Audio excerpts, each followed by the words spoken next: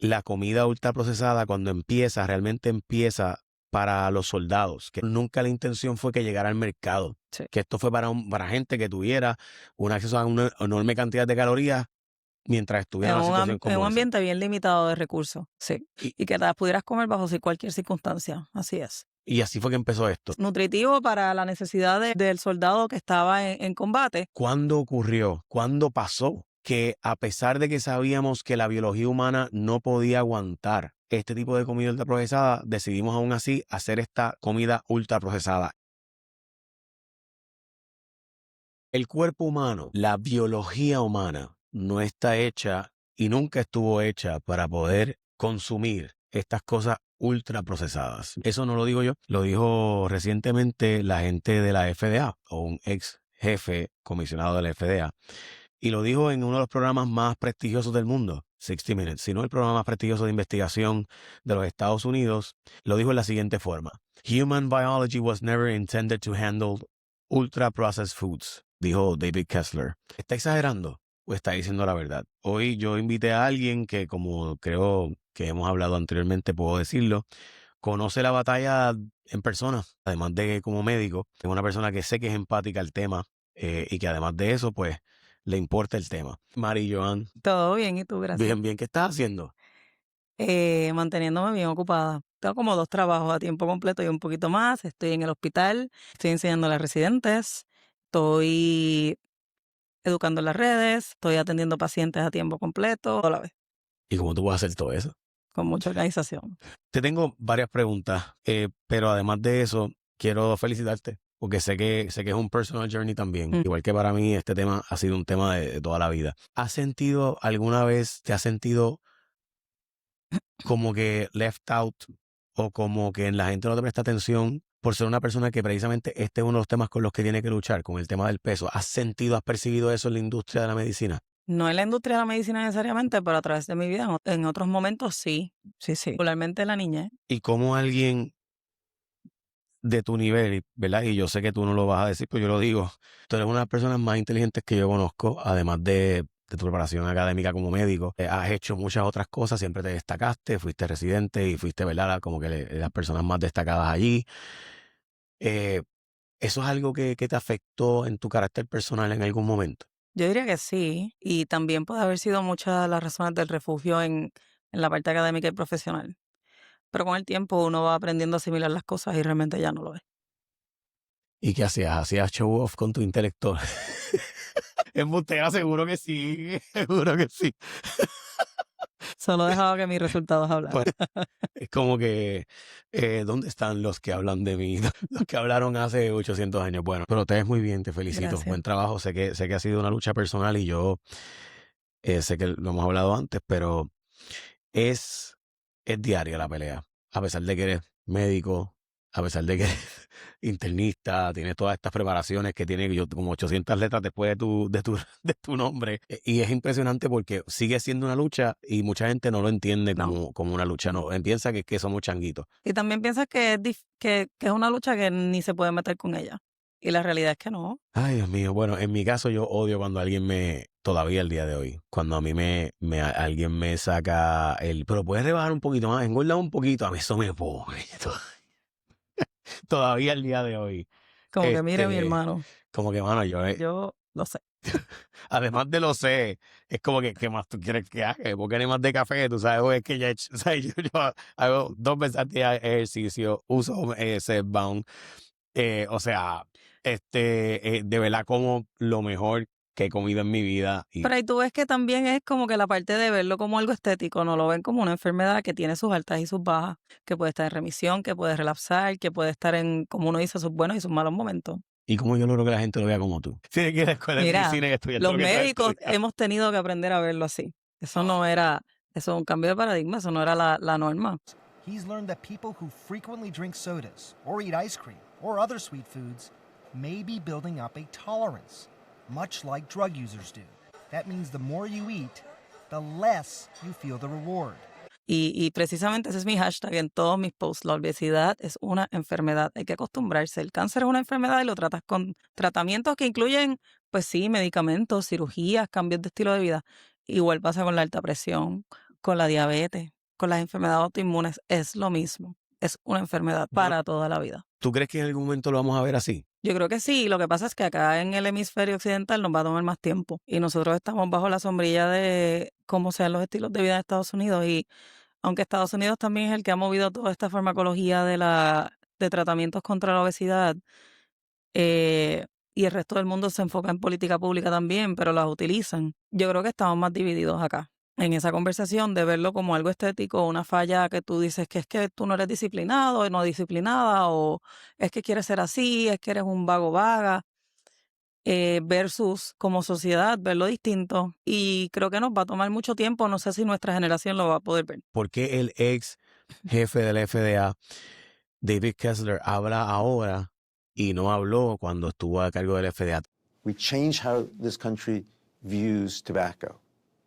We need to change how this country views these ultra-processed foods. Antes la presión de los lobbies, de la comida, etcétera. Pudiera ser, siguen siendo temas bien polarizantes, temas sensitivos, precisamente, ¿verdad? Porque esa es una discusión más difícil en este lado del mundo. Me parece que, gracias a Dios lo dijo, aunque haya sido tarde, pero estamos creo que en un buen momentum en el mundo de lo que es la obesidad y como enfermedad y la medicina de obesidad en general, para hacerle caso a las palabras que está diciendo. Y me alegra que le estén dando el foro que necesita para llevar a cabo o para llevar este mensaje, ¿verdad? Que es tan importante diseminar. ¿Y por qué tú crees que cogió tanto tiempo? Porque él está diciendo que esto se sabe hace muchos, muchos años, que la biología humana no está hecha para esto. Sin embargo, lo vino a decir ahora. O sea, Sí. ¿por qué cogió tanto tiempo decirlo? Porque no era un tema de primera plana, no lo era. Y tal vez cuando se proponía que, mira, esto sí, no es lo mismo, digamos, el pan que te compras en la panadería o el que preparas en tu casa versus el que te venden en un hamburger en un fast food, pues, Ya, perdón, es que es el No worries. video de él hablando. Ajá. bueno, pienso que no necesariamente incluso los científicos estaban listos para tener esa discusión, porque tal vez no había suficiente evidencia o tal vez esa evidencia la había, pero no estaba pública. La realidad es que no sé, no sé. Y cualquier cosa que te diga más allá de esto, pues ahora mismo sería especular. Yo creo que lo mejor que ha pasado bajo Trump ha sido, y tengo que decirlo, a mí me preocupa porque yo enfocaría a Robert Kennedy en este tema Ujú. y no en los otros que él se mete, porque honestamente es como que en este tema es obvia la evidencia, en otros son medio pseudociencia, ¿no? Claro. Pero yo vi el artículo y hay que decir que empezó a por lo menos hablarse del tema de una forma bien, no solo objetiva, sino también se empezó Explícita. a hablar de una perspectiva, for perdón, processed explícito. foods, and it Vuelvo, added, so it says he will y act on cuando a se habló suggestion by de former la pelea FDA contra head la David comida Kessler ultraprocesada, to close ¿verdad? the El loopholes ultra-processed food called feed, generally recognized también nos as safe enteramos or that. de que aparenta ser que ya hay gente haciendo comida para que pase o hasta modificándola para que el hecho de que los LP1 y GIP Ujú. no sean eficientes. O sea, y eso te demuestra cuán lucrativo es el mundo de la comida. O sea, Sí, lo es. si tú ves lo que es, eso para mí fue impresionante. O sea, ver que ya hay gente diciendo, ok, los LP1 y GIP, todos estos medicamentos van a lograr que la gente consuma mucho menos comida ultraprocesada, pues ya hay gente buscando Sí. modificar la comida para que puedan sobrepasar esa resistencia que crea la GIP y GLP1. Siempre innovando y con los mejores beneficios, MCS Personal Directo te ofrece cubiertas accesibles para que cuides de ti y de tu gente. Con una amplia red de proveedores de más de 15,000 médicos de libre selección, reembolso de hasta $40 mensuales por membresía a un gimnasio o por un entrenador personal debidamente certificado. Asistencia en el hogar para servicios como cerrajería, plomería, electricidad, de hasta $350 por evento hasta 4 veces al año. Así que únete hoy a la gran familia de MCS. Salud que completa tu vida. Llama al 787-945-1259. 787-945-1259 y oriéntate. Llama, pregunta, pero es bien importante que llames. 945-1259. Endoso pagado. Estos medicamentos están teniendo un impacto en todos los niveles de la economía y eso es algo que es un twist, ¿verdad? O una ángulo que me gusta discutir en mis redes porque no es algo de lo que se habla comúnmente, ¿verdad? Cuando vamos a la oficina del médico, esa parte no te la van a discutir, pero ciertamente la industria de la comida, que es la industria de la comida ultraprocesada principalmente, ha tenido que responder a este cambio en los patrones de consumo de sus usuarios, porque ya tienes como 8 o 12% de la población de Estados Unidos, creo que hasta 20%, que ha utilizado un agonista de GLP-1 desde que han cogido auge del 2021 o 22 para acá. El artículo nos empieza a hablar de cómo ya hay empresas que esto no es negocio para ellos Sí. y por tanto, cuando deja de ser negocio, pues empiezan a buscar cómo empezar a crear otros alimentos. Parte de lo que menciona un artículo anterior del New York Times era que la comida ultraprocesada cuando realmente empieza para los soldados, que era un Ujú. momento para, ¿verdad? Que era Los para la guerra. MREs. Y que esto nunca la intención fue que llegara al mercado. Sí. Que esto fue para gente que tuviera un acceso a una enorme cantidad de calorías mientras estuviera en una situación En un como esa. ambiente bien limitado de recursos, sí. Y, Y que te las pudieras comer bajo cualquier circunstancia, así es. y así fue que empezó esto. Sí, Ok, dame un segundo para entonces hacer la explicación y se quede aquí en adelante. Básicamente tú eres la experta, así que te vamos a escuchar mucho más a ti que mis preguntas. ¿Cuándo ocurrió? ¿Cuándo pasó que a pesar de que sabíamos que la biología humana no podía aguantar este tipo de comida ultraprocesada, decidimos aún así hacer esta comida ultraprocesada? ¿Es cierto que esto fue por un asunto de la guerra y para poder darle comida a los soldados? en parte sí, tiene ese punto de origen. Obviamente eso fue hace más de 40 años. Lo que se ha visto es un boom de los pasados 40 años para acá, particularmente los 2000, los 90 y 2000. Ahorita me preguntabas cómo las industrias han ido respondiendo a la pérdida de clientes o de consumidores de sus productos. ¿Cómo lo están haciendo ahora mismo?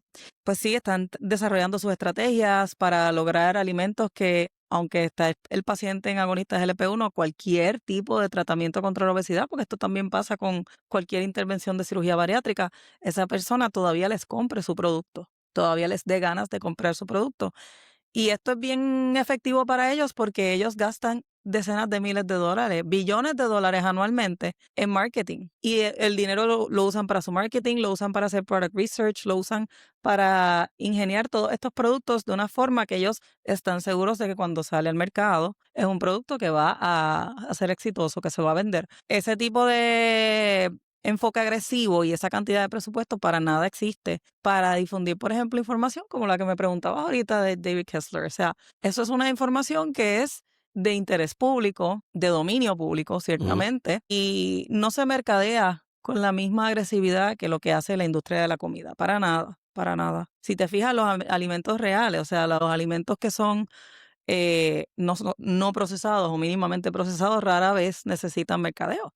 Tú simplemente te los comes. Pero sí, hay una psicología, hay que apelar a la parte emocional detrás de la alimentación para tú entonces vender, por ejemplo, los chips, para identificar un set de alimentos o una marca o un producto como lo que te comes, el late night snack. Eso es algo que tú le tienes que sembrar la idea a la persona y la persona va a tener esa información en el televisor, en la radio, en las redes ahora que salen los ads, en todos los sponsor posts, en los billboards alrededor de la carretera, en la fila del supermercado, allí en el checkout, en el cine, en la gasolinera, en todos sitios. Van a estar bombardeados con este tipo de alimentos.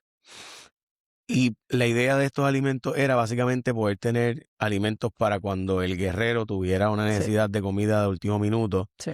De hecho, sí, esta es una de las, mira el soldado, esta fue una de las formas en las que se explicó el de dónde salió esta idea de coger la Ok. comida y en vez de hacer comida como tradicionalmente cocinaban nuestros familiares, pues empezar entonces a convertirlas en este tipo de productos porque era un asunto de, básicamente para los soldados, cómo yo le puedo llevar una cantidad enorme de comida y de calorías suficiente para que subsista en un ambiente donde de repente pues va a quemar todo eso rápidamente, pero lo va a necesitar rápidamente igualmente. Correcto. Y fíjate cómo eso es el contrario de cómo quisiéramos comer. Eso es una comida de poco volumen, pero bien densa de los macronutrientes, en las grasas, en las proteínas, en los carbohidratos, en un espacio pequeño. Porque desde el punto de vista de logística, tienes que transportar muchas de esas barritas, por ejemplo, para nutrir a todos esos soldados por tantos días.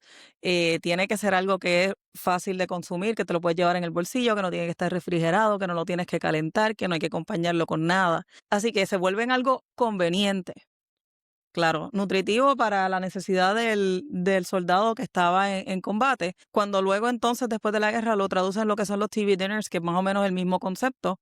El TV dinner literalmente es algo que tú lo tienes en la nevera, en el freezer, lo compras listo, lo dejas en el freezer, lo pones un par de minutos en el microondas, te sientas a comer. Así que ya tú redujiste tanto tu rutina de alimentación en las noches cuando llegas del trabajo cansado, cuando tienes que estudiar con los nenes si tienes hijos, o si tienes un commute, por ejemplo, aquí en Puerto Rico, que yo siempre hago hincapié, las personas que viven en Caguas y trabajan en San Juan, se pueden coger commutes o tapones de 3 horas en total, 4 horas al día, dependiendo de dónde venga, y eso es tiempo de sedentarismo. Es tiempo que no tienen para preparar alimentos, que no tienen para sentarse a comer. Y todo eso repercute. Entonces tienes que recurrir a la conveniencia. Pero cuando recurres a la conveniencia, casi siempre estás sacrificando la calidad. Y eso no está mal de vez en cuando, porque la vida a veces nos pone retos de tiempo y de estrés, pero no se debe convertir en una costumbre. Y lamentablemente eso se ha convertido en una forma de vivir, en la cultura en la que hemos crecido, particularmente nosotros, los millennials. En Los adelante. neurocientíficos que explican el tema de por qué no son adictivos, plantean que no fue casualidad, o sea, se hizo deliberadamente a sabiendas de que iban a hacer. Y Scientific American tuvo varios artículos sobre este tema, de que básicamente fueron investigadores científicos que dijeron cómo yo puedo lograr que la gente consuma más mi producto. Pero en aquel momento, cuando eso surgió, había World Vision, o sea, había hambre mundial. So, cómo tú llevarle a niños de África alimentos que sean no perecederos, que tengan suficientes calorías y que es difícil llevarle comida. Bueno, pues en Haití, en África, pues sí, o sea, tenía sentido hacer este tipo de producto. Lo que hicimos entonces fue que vimos lo efectivo que era el producto y lo hicimos como nuestra dieta diaria. Exacto. Pero eso fue por diseño. O sea, sí fue un diseño. Desde tu perspectiva lo fue. Pues sí se diseñó que hubiera un elemento de conveniencia en estos alimentos. Tal vez en su principio no se diseñó con la expectativa de que fueran tan procesados, tan llenos de preservativos. Pero la realidad es que ¿verdad? En lo que seguimos avanzando en la historia, que hemos tenido que seguir haciendo cosas que sean buenas, bonitas y baratas y rápidas de consumir, y lamentablemente se han traducido en alimentos que son dañinos al cuerpo cuando los consumimos a largo plazo, y nosotros estamos expuestos a este tipo de alimentos en cualquier aspecto de nuestra vida. Son adictivos. Son adictivos. Son adictivos, tienen ingredientes que tal vez eso no es el propósito necesariamente hacerlo adictivo, pero a veces tal vez sí. Por ejemplo, una compañía puede re-engineer, volviendo al ejemplo de los fast foods, ellos pueden re-engineer sus panes para, por ejemplo, lo ha hecho McDonald's, que re-engineer sus panes para que sea un pan que te requiere menos masticarlo menos veces. ¿Cómo tú haces eso? Generalmente le estás añadiendo un contenido mayor de azúcar, es un pan que cuando lo muerdes es bien suavecito, se siente como aire, se disuelve rápidamente, no lo tienes que masticar tanto. ¿Eso qué te va a hacer? Se te acabó el hamburger más rápido. Tal vez quieres y que te compras otro. Y ese es el propósito, por ejemplo. De la misma forma, como lo tuviste que masticar menos, eso es menos sensación de saciedad de tu estómago y tu cerebro, porque las veces que tú masticas un alimento también se relaciona con la señal de saciedad. Si lo miras también desde la perspectiva cuando tú vas a un restaurante mexicano y te ofrecen chips en la mesa cuando llegas, eso no es necesariamente un regalo del restaurante. Claro que sí, que te lo pusieron allí, no tienen costo. Pero la idea es que con este carbohidrato tú calmas esa hambre en un par de minutitos, pero lo que te está es abriendo el apetito para que sigas pidiendo otras cosas. Así que en cierta medida sí es por diseño. Y el diseño es para vender. El artículo, por si acaso, que estabas hablando, estoy seguro que mucha gente no lo ha leído, de cómo McDonald's cambió su pan. Es bien famoso porque ahora McDonald's, lo que dice McDonald's es, bueno, yo voy a cambiar según lo que el consumidor consuma. Y están creando en el mismo menú y en el mismo artículo, cuando le preguntan a ellos básicamente plantean el sí, y ahora estamos creando comidas para que la gente con GLP-1 pueda consumir nuestro producto y de forma relativamente segura. Nestlé, que obviamente es este gigante de los alimentos mundial, Mondelez, ¿verdad? Y otras empresas han estado haciendo lo mismo. ¿Tú crees que estas empresas van a cambiar su producto para ayudar, para montarse en la ola, o esta ola realmente puede ser revertida por, de nuevo, productos más, como tú mencionaste, re-ingenierizados? Mira, yo creo que puede ser cualquiera de las anteriores, porque la realidad es que ellos se están montando la ola porque hay una necesidad de participar en el momentum, porque su consumidor se está alejando de su producto. O sea, yo he hecho videos donde hablo de estos temas y los pacientes o la audiencia, porque no son todos pacientes, en los comments me ponen, ya no compro tanto en Amazon, ya no voy tanto a Marshalls, ya casi no compro snacks, los tengo muertos de la risa en la nevera, ya no quiero beber. ¿Por qué? Porque una de las formas en que particularmente esos agonistas de GLP no funcionan es a nivel cerebral, dando los impulsos de reward, de recompensa. Y eso es algo que ayuda a controlar el apetito, sea el apetito por el doom scrolling, sea el apetito por fumar, sea el apetito por lo que sea, incluyendo las compras compulsivas. Así que ellos se tienen que montar en esa ola porque tienen que retener la clientela que tienen, porque ellos también tienen que reportar unas ganancias, tienen que tener un continuo desarrollo de su marca. Y si se pierden este momentum que ha durado varios años y todavía les falta, pues van a salir perdiendo. Puede ser que esta forma de alimentación o estos patrones que estamos observando en la población americana, que es en quien se están haciendo este tipo de reseñas y estudios, eh, sea temporero, que sea una moda, claro que sí. Pero no lo vamos a saber hasta aquí varios años. Mientras la gente tenga acceso eh, a estos medicamentos, esto va a seguir así. Y lo que vamos a seguir viendo son medicamentos todavía más potentes y de uso más común entre la población. El acceso va a continuar mejorando. De hecho, se plantea ahora con el próximo producto de Lilly, que sería el retatrutide, se plantea que va a ser triple agonista, o sea que no solamente va a trabajar el LP1, GIP, también glucagón, o sea que va a ser, se supone que más efectivo y la gente ha rebajado mucho más. Uno de los artículos que mostré en pantalla es este de Nestlé que debutó haciendo el new brand. Y lo pongo ahora para que lo vea. Dice Nestlé, debuts new brand for consumer using GLP-1 drugs managing weight. Y Viral Pursuit es uno de los primeros, ¿verdad? Nuevos productos que ellos lanzaron. Y es la primera vez en décadas que lanzan, básicamente en 3 décadas, que lanzaban estas nuevas líneas de productos con incluso alimentos, ¿verdad? Con menos químicos, menos procesamiento, etcétera. Ok. ¿Qué puedo hacer para desjuquearme? Porque o sea, yo no quiero ser esclavo de la comida ultraprocesada, Ujú. pero la verdad es que es mucho más fácil y conveniente ir a una góndola y llevarme todo lo que está empacado, todo lo que está eh, modificado, pues que simplemente es tan fácil de yo abrirlo y una vez abro, tú comes un chips, no te vas a poder comer solo una. O sea, esa es la famosa, Sí, de o sea, Pringles. esa es la verdad. Sí. No hay forma de comerse una nada más. Y fíjate que ese eslogan era de Pringles. Ujú, Once you pop, the fun don't stop. Y ujú. ese es precisamente a lo que en la industria de la comida está apelando. Es que es la parte emocional esa de la emoción, de lo repentino, de que te lo comes, lo rico, lo crunchy. Y todo eso está considerado en el marketing que te hacen. ¿Qué tú puedes hacer? Lo mejor que una persona puede hacer es que qué bueno que estos espacios están para hablar de esto abiertamente. Porque la realidad es que la persona que consume estos alimentos ultraprocesados como a su diario vivir, tal vez no sabe que lo está haciendo a diario. No tiene la educación para hacerlo, no sabe que lo que se está comiendo es algo que no está en su elemento natural. Porque podemos, por ejemplo, decir que una barrita de granola, pues mira, nada, no te preocupes, eso es lo que tienes avena, tiene algunas nueces, tiene un poquito de miel, claro. Pero cuando vas a la etiqueta tiene una lista muy larga de ingredientes y muchos de ellos no los conoces. Y eso se constituye un alimento ultraprocesado. Esa persona no lo sabe. Esta persona tiene que entonces salir a buscar esta información o esta información le tiene que llegar de alguna forma.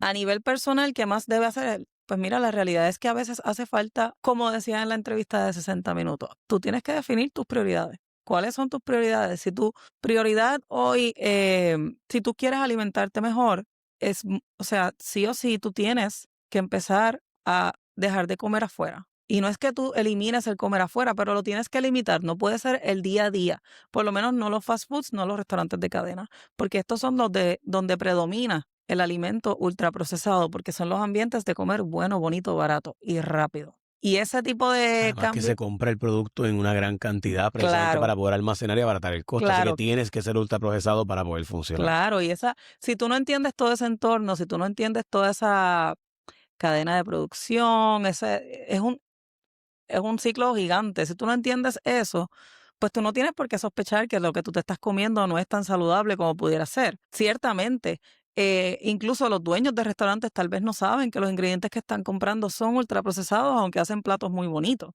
porque no tienen ese conocimiento, porque nadie ha salido a decirlo. Estos simplemente son temas, claro, se ha investigado por décadas, como bien dijimos ahorita, pero ese mensaje no se lo ha llevado al público por décadas. Ese mensaje de política pública, que eso es lo que es, se lleva de una forma más agresiva, por ejemplo, en la Unión Europea. Cuando comparamos, por ejemplo, la Sociedad de Obesidad Europea, eh, ellos, su congreso, por ejemplo, su convención, sí hablan sobre lo que es farmacoterapia, todos los avances que va ahí en la medicina y el tratamiento de la obesidad, pero también hablan del rol que tiene la sociedad en cuán enfermiza está su gente. Y eso todavía es una discusión que acá tenemos miedo de tener y no la tenemos tan abierta como pudiéramos tenerla, ciertamente. Y de eso es algo que podemos aprender del otro lado del mundo.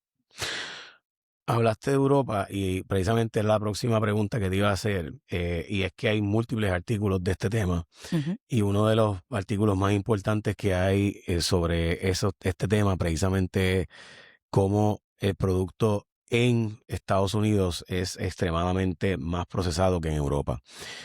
Y de nuevo, o sea, cuando tú buscas todos los artículos, American National Standard Institute habla bastante, tenemos varios artículos de este tema y pues te plantea que incluso los fast foods Ujú. de Estados Unidos, el mismo fast food, el mismo restaurante de comida rápida en Europa tienen mucho menos químicos, tienen mucho menos ingredientes. Sí. De hecho, recientemente vimos varios artículos que plantean como por ejemplo la Fanta de Estados Unidos tiene más de 40 químicos diferentes versus la de Europa que tiene solamente 9. Es mucho más parecido a un jugo de naranja o china para Claro. nosotros. O sea, El ketchup es otro ejemplo. de verdad no sabía el ketchup, Sí. cuéntame. El ketchup tiene un handful de ingredientes, poco. No sé si son 5 o 7, el mismo ketchup Heinz. Pero cuando lo miras en Estados Unidos, claro, con los años ellos han ido sacando las versiones orgánicas, las naturales, que tienen incluso una etiqueta distinta. Pero el ketchup de etiqueta tradicional Heinz en Europa es de mucho menos ingredientes que acá. Tiene menos contenido de azúcar, es un ketchup con un sabor más acídico, más neutral, menos dulzón. Porque pues en Estados Unidos y por ende en Puerto Rico el paladar está acostumbrado más a lo dulce. ¿Y eso por qué? ¿Por qué no se puede vender los productos en las mismas fórmulas que se venden en Estados Unidos? Pues precisamente porque sus organizaciones, sus análogos de FDA, que es el Food and Drug Administration, le han puesto no barrera, pero límites, boundaries, ¿verdad? A estos negocios para establecer sus franquicias en esos países. Así que es posible que ellos se ajusten a las exigencias, pero tiene que haber exigencias. Ok, con eso me lleva entonces a plantear qué es lo que nos dicen los estudios recientemente, qué es lo que plantean, cuál es el resumen. Si tú vas a escuchar 1 minuto de esto, 2 minutos, lo que te coja, ¿verdad? Si tú este es el momento, esto es lo más importante que tienes que saber. ¿Qué es lo que tienes que saber sobre este artículo de 60 Minutes y sobre esta realidad que se está planteando ahora de que el cuerpo humano nunca fue hecho para utilizar y procesar todas estas comidas ultraprocesadas? Que estos alimentos no son para consumirlos todos los días, que va a haber momentos del día o de la semana o de la vida donde hay que recurrir a ellos. Y no hay problema. El problema no es una galleta, el problema no es un hamburger, el problema no es un día en particular. El problema es cuando se vuelve tu rutina, cuando tu alimentación está centralizada en ese tipo de alimento. El problema también es cuando tú no sabes que eso es lo que estás haciendo. ¿Y por qué es un problema? Pues porque precisamente es algo que ya lo estamos viendo desde la niñez. Estamos viendo unas tasas de obesidad infantil bien altas. Estamos viendo diabetes de tipo 2 en la niñez. Eso no era algo que se veía hace 30 años. Pero esto es algo que ha seguido poco a poco arropando todos los niveles de la sociedad. Y ese es el problema. Cuando, por ejemplo, hablamos de un niño que desde su edad chiquita padece de obesidad, es un problema porque esa enfermedad que es la obesidad empieza a dejar cicatrices en el cuerpo desde ese momento. Y usted puede durante toda su vida controlar su peso y tener sus altas y sus bajas, pero hay cambios hormonales, cambios metabólicos, cicatrices, por ponerlo de una forma, que se van a quedar ahí de forma permanente y que de aquí a par de décadas, si usted no hizo cambios en su estilo de vida, particularmente aprendiendo a comer mejor, le van a pasar factura. Y la factura es un derrame cerebral, 12 tipos diferentes de cáncer que hay asociados a la obesidad, la diabetes misma, el hígado graso que se convierte en cirrosis, que va a ser la causa de cirrosis principal en nuestra generación. No es hepatitis, no es alcoholismo, Es diabetes y obesidad. Ese es el problema. Así que, ¿cuál es el valor de entonces entender esto? Es que no importa si te lo comes un poquito aquí, un poquito allá, si son parte de ti, pero no pueden ser el día a día. No deben ser el día a día.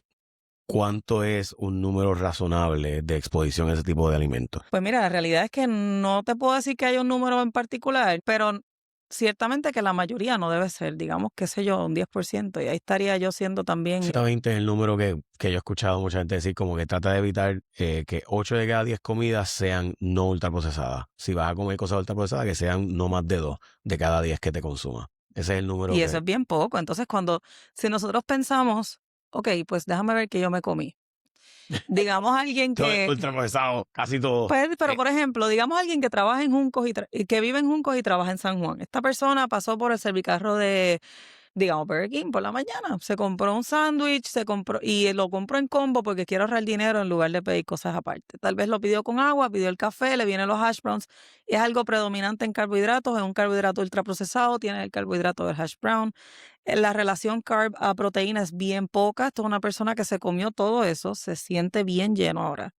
No puede bajar la comida porque está en el tapón. Pero como quiera, a las 2 horas va a tener hambre. Y no es hambre, lo que va a sentir es apetito. ¿Por qué? Porque comió una cantidad desproporcionada de carbohidratos para empezar el día en un ambiente estresante que es el tapón de la mañana. Y va a ir a buscar una merienda a las 10 de la mañana, un pick me up. Y ese pick me up probablemente no lo trajo de su casa, lo compró de lo que había disponible tal vez en la tiendita del trabajo. ¿Y qué va a haber allí? Gustitos, que son alimentos ultraprocesados. Tal vez una Chips Ahoy, tal vez un muffincito, un Qué quesito. rico. Buenísimo. Pero número 1, que no es para todos los días. Y No. número 2, que la cantidad que te venden no es para una persona, es Yo para no puedo compartir. comprarla. Yo tengo mi nevera, es una piscina, solo hay agua, porque si no me lo como. Es la verdad. Pero y entonces, y eso se vuelve un ciclo para esa persona, tal vez ese es su ciclo 4 días de los lunes a viernes. ¿Por cuántos años? ¿Y cuánto sedentarismo? ¿Y cuánto estrés? Y esa persona dormirá bien en las noches, dormirá la cantidad de horas necesarias. Todo esto se vuelve una avalancha y se convierte en la enfermedad, en las enfermedades que son consecuencias de la obesidad. No, y después el problema es que recuperar lo dañado, arreglarlo, es difícil. mucho más difícil. Y peor cuando ya eres mayor, cada vez mayor. Ok, hace unos años hubo un documental que se llama Super Size Me, Sí. que se hizo famoso porque las jóvenes demandaron a McDonald's, en ese caso, que ellas comían todos los días, varias veces en McDonald's, Ujú. pero pudo haber sido cualquier otro restaurante de comida rápida, así que... eh, y todo el mundo se burló de ellas, diciendo que ellas estaban locas, Exagerando. que eran unas gorditas que no tenían disciplina ni capacidad para rebajar. Y yo recuerdo ese documental porque yo lo vi y yo me burlé de ellas, aunque yo me sentía como ellas, pero yo mismo me reía. O sea, yo mismo decía, por Dios, pues obvio que si tú comes todos los días en McDonald's, porque eso no es para todos los días, ¿verdad? La cosa es que cuando yo llego a la universidad y empiezo a no comer en mi casa, empiezo a comer afuera, yo empecé a ir todos los días a Taco Bell, todos los días, todos los días, todos los días. El burrito de habichuelas, me acuerdo, porque yo, como era el 27º día, pues trataba de no comer carne. Ujú. Y me comía el burrito de habichuelas, chalupas de habichuelas, todo lo que fuera habichuela. Y llegó un punto en que cada vez que salía de cualquier sitio, iba para Taco Bell. Y llegó un momento de mi vida donde llegué a comerme 10 burritos de habichuelas. Y todo el tiempo. O sea, no paraba. O sea, entonces, como eran 89 chavos, valga. Bueno, bonito y barato. Y rapidito. Y entonces yo cogía la salsa de pique, la picante, y le embarraba, pero era vegetariano. Muy saludable, muy saludable. Claro, saludable, claro. saludable. Nada de reflujo. Fíjate, Dios me bendijo. Y le metí, pero heavy. Y empecé a entender el concepto de lo que estaba pasando. Y empecé a entender que esto yo traté de parar y no podía parar. Y era como que yo decía, pero el carro me lleva solo. Realmente todo esto era que resultaba ser que esto estaba hecho Yes. para juguearte. Estaba químicamente modificado para enviciarte. Y si no fue con la intención, ese fue el resultado. Claro que Tenían sí. razón las gorditas de McDonald's. Claro que la tenían. Claro Y que la todos nos tenían. burlamos de ella. De la misma forma que esta información que está saliendo ahora de parte de un exmandatario de la FDA sobre los alimentos ultraprocesados antes, nadie le hizo caso. Es lo mismo. Es el mismo ser humano que tal vez no lo quería aceptar. Es lo mismo. Y además de ese, yo vi Super Size Me en su momento. Hay otro documental que a mí todavía me voló más la cabeza. Y está disponible en YouTube, yo creo que todavía. Se llama Fed Up. ¿Lo has escuchado? Sí, pero no lo he visto. Debes verlo. Ese sí que es para mí, yo lo vi hace como 10 años como parte de un proyecto de mi estudio en salud pública y ese fue mi eye opener. Ese es sobre el alimento ultraprocesado. Cómo está inmiscuido en todas las partes y todos los aspectos y todos los segundos de la vida de la población americana, que fue donde se hizo, pero desde el punto de vista de la obesidad infantil. Y estudiaron todos estos diferentes niños por meses y cómo era el entorno de la alimentación en su casa, cómo era la alimentación en la escuela, porque en los Estados Unidos las escuelas públicas no necesariamente ofrecen arroz, habichuela y menús más balanceados como los que se hacen acá. No, tacho. Allá para nada, allá ofrecen pues una pizza de queso, unos nuggets, que de nuevo, esa relación carbohidrato a proteína es bien limitada. Y ese documental para mí es oro. Pienso que es algo que todo el mundo debe ver. Cuando lo viste, ¿te sentiste mal contigo misma? En cierta medida sí, pero también lo sentí como que, wow, entiendo tantas cosas. Y hasta le cogí cierto repelillo a otras cosas que ya no me como. Particularmente snacks, cosas así que uno dice, mucha gente que por ejemplo dice, es que me tengo que sentar y me lo voy a comer hasta que se acabe, no hasta que me sienta lleno. ¿Por qué? Porque la señal de llenura nunca viene. Ujú. Está precisamente ingeniado para que tenga un crunch alto, para que tú lo muerdas en ciertas partes de la boca, para que te active cierta cantidad de saliva. Todo eso está pensado. De hecho, está tan y tan pensado que hasta hicieron ahora las malanguitas. Y las malanguitas, o sea, pues malangas, Eso es saludable, fit. son alimentos de mi abuelito. Un buen carbohidrato tengo ahí. Mi abuelito tenía eso, es un tubérculo, pero pues está hecho deliberadamente para juguearte y que tú abres esa bolsa y eso es sin parar, no hay break, de que tú vas a parar hasta que te lo saltaste y te comiste 5,000 cada día. Claro que tú quieres vender un producto del cual tú estás orgulloso en términos de su apariencia, su sabor, su estabilidad guardado, de que se mantenga crispy. Pero cuando tú lo estás diseñando, tú no estás entonces pensando, diablo, pero si lo llevo a ese nivel, tal vez ya se me fue la mano en el aceite del día, en las grasas y el colesterol del día. Eso no es el propósito, esa es responsabilidad del consumidor. Así es que se piensa. Y está bien loco porque decir que el consumidor es el responsable de no consumir algo que no debe, porque esto lo puedes comer más que una vez. Y no es malo, pues si lo comes en un party del Super Bowl, pues qué chévere. Pero yo sé Claro. que la verdad es que no sería negocio para mí hacerlo si la gente solo lo consumiera en el Super Bowl. Sí. Así que, o en el día del cumpleaños. El negocio es que tú te juquees y lo consumas repetidamente, que regreses, que vuelvas. Yo llegué a un punto, y estoy seguro que mucha gente pasó esto, que iba a un fast food para una cosa y me iba al del frente para otra cosa. Y yo creo que mucha gente hizo eso, las papitas de El Mesón, por ejemplo, o las de McDonald's, en un momento las de Wendy's, cuando las convirtieron y le echaban un paquetón de sal de sea salt. Ok. Y, o sea, y era como, y yo no podía no hacerlo. El pollo de Popeye. Churches dice que la razón por la cual ellos tardan un montón en el servicarro y en preparártelos porque lo hacen al momento. Lo cual está chévere, pero pues eso hace que uno vaya más y entonces coge el producto que no está hecho al momento. Y, o sea, y entonces terminas, pues de nuevo, pues juquea, pues no puede estar una hora. Digo, obviamente sigue siendo frito, tiene ese crunchiness, tiene todas esas cosas, pero sí, o sea, el punto es que es tan y tan conveniente y fácil tú coger una bolsa de chips y arrancar. Así es. De hecho, el libro que a mí me hizo también tener una conversación sobre esto conmigo mismo fue Mindful Eating, y el libro que planteaba era que tú no estás consciente de lo que te comes. No. Porque cuando tú piensas que yo comí ayer, tú no te vas a acordar de todo lo que tú snackeaste, de todo lo que tú comiste. Tú no te vas a acordar. Tu cuerpo no. Y no siempre comiste porque tenías hambre. Y lo que plantea es como que para tú darte cuenta, antes de abrir la boca de cualquier cosa, sacar una foto. Sí. Y vas a ver lo dramático de diferente de lo que comiste versus lo que no. Los días que no lo hiciste. Y los días que lo haces, que te estás deliberadamente, cada vez que voy a comerme algo en la boca, voy a sacar una foto, versus los días que no, la diferencia en comida puede ser 500 calorías. Sí. 500 ¿Y ese es tu calorías. déficit? 500 calorías se supone que sea, exacto, una diferencia para lo que tú tengas que rebajar, si vas a bajar de peso.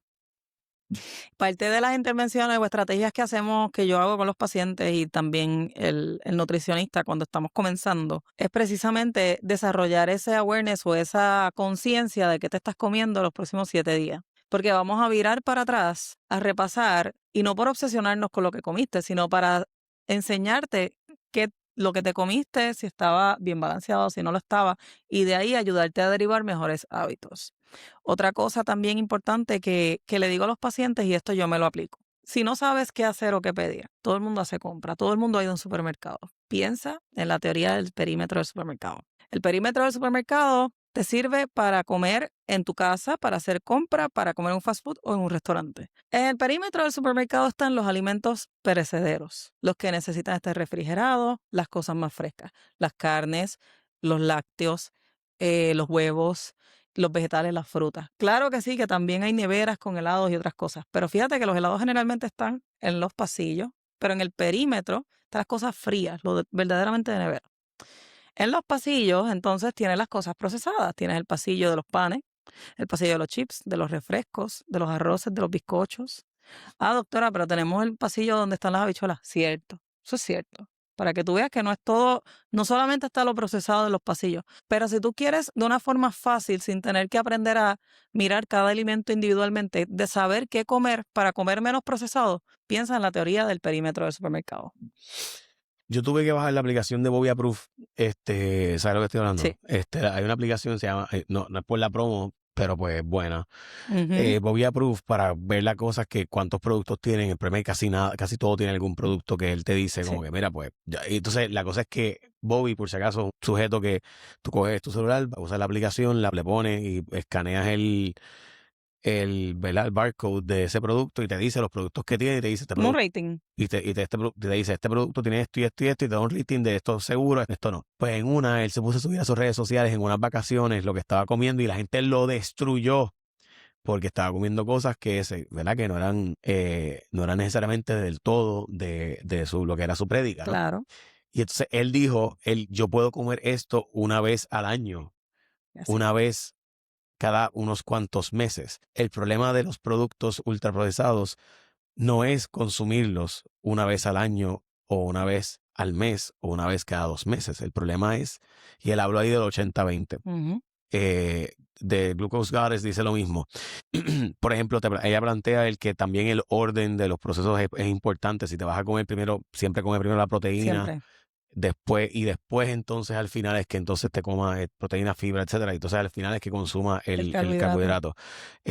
Porque simplemente el cuerpo lo va a administrar mejor. Si quieres explicar esa teoría, pues. Eso es otra cosa que le digo a los pacientes en su primera cita. El orden en que tú te comes cualquier alimento importa, sea tu merienda, sea tu plato de comida. Tú siempre debes comenzar por la fibra, que generalmente son los vegetales, continuar con la proteína, que será la carne, el pescado, o si eres vegetariano, la proteína vegetal que tengas, y terminar con los carbohidratos. Eso no significa que en un plato de arroz blanco, habichuelas y carne te vas a comer todas las habichuelas, toda la carne y después todo el arroz. Pero los primeros bocados sí deben ser de esas primeras 2 cosas y después continuar con lo demás. ¿Por qué? Cuando te comes esas 2 cosas, estás empezando a mandar una señal de saciedad robusta al cerebro más temprano. Eso te va a ayudar a sentirte más lleno más rápido. Y de lo que te vas llenando, y esto es particularmente importante los pacientes que están ahora usando agonistas de GLP-1, que se llenan más rápido. Es más importante llenarte de estas cosas que son las que te van a mantener lleno y mejor nutrido. Para que si te llenaste y tienes que dejar comida, mejor dejes el carbohidrato o parte del carbohidrato, pero no me dejes la carne, no me dejes lo que te va a sostener, lo que te va a mantener esa masa muscular que tienes en tu cuerpo, que es la que mantiene la tasa metabólica alta, la que te ayuda a quemar esa energía para que puedas perder el peso si es que lo estás perdiendo o para que puedas mantener el peso perdido fuera si ya estás en tu fase de mantenimiento. ¿Y cómo se descubrió eso? Yo no sé la forma en la que alguien se sentó y dijo, primero comete esto y después lo otro y eso funciona. No sé la historia exacta, pero sí sé que, y esto hay videos, muchísimos videos en las redes sociales que se hacen experimentos, se ponen los Dexcom con los diferentes Ujú. sensores de glucosa y hacen la prueba. Déjame comerme el arroz primero. O déjame entonces, me voy a comer un poco de yogur. Déjame echarle frutas y me voy a comer esta fuente de proteína adicional si el yogur era dulce. Hacen la prueba comiéndoselo solo y la prueba comiéndoselo con las otras cosas que te dije, o comiéndose alguna fibra o proteína primero y después el dulce. Y el pico de insulina, el pico de azúcar es mucho menos. Y eso también promueve que tengas mejor saciedad, que tengas menos apetito en un par de horas y que el cuerpo esté menos desesperado, por ponerlo de una forma, por buscar más comida o más reward o más comodidad, ¿verdad? Porque muchas veces lo que el cuerpo está buscando es que que lo apapachen un poquito y lo busca en la comida. Y ese tipo de intervenciones, número uno, no te cuesta nada. La puedes practicar el 100% de las veces que te sientas a comer algo. Pero toma disciplina, toma práctica, toma tiempo, porque eso no es una cosa que tú puedes decir No, además de que los de hoy en restaurantes adelante lo voy es a al hacer revés, así. los restaurantes te dan primero el carbohidrato siempre. Claro. Y al final, Y tú puedes poner el plato para el lado. Dices, no me lo voy a comer. tú vas Agua. a Longhorn y no te comes el pan, no fuiste a Longhorn. Y no, y te lo puedes comer durante la comida, pero nadie va a esperar a que llegue el plato para comérselo. Tú te lo empiezas a comer antes. Tú tienes hambre.